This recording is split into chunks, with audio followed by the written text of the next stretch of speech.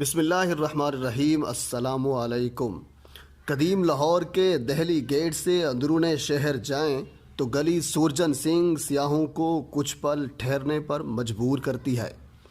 لاہور کے 12 دروازوں میں سے ایک دروازہ دہلی گیٹ بھی ہے، جس کے چند قدموں کے فاصلے پر گلی سورجن سنگھ آتی ہے۔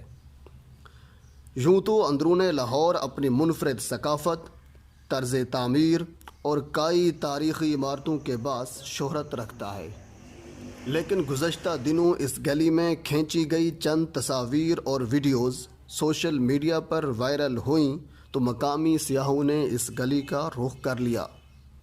موسم بہار، برقی کمکمیں اور خوبصورت پھولوں کی ٹوکریاں اس گلی کے حسن کو دوبالا کیے ہوئے ہیں۔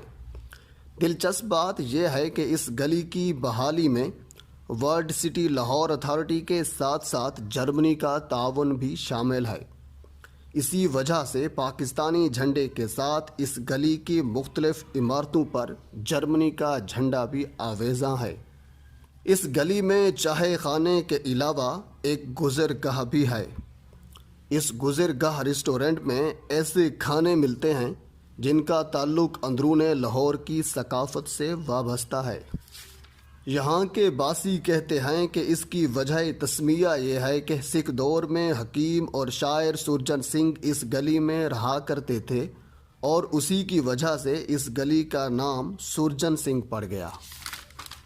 گلی سورجن سنگھ کی ہمسایہ گلی بھی اپنے اندر اندرون لاہور کی ثقافت سموئے ہوئے ہے، جس کے بارے میں شاعر مشتاق احمد یوسفی نے کہا تھا کہ اس گلی میں ایک طرف سے مرد اور دوسری طرف سے عورت گزرے تو صرف نکاح ہی باقی رہ جاتا ہے۔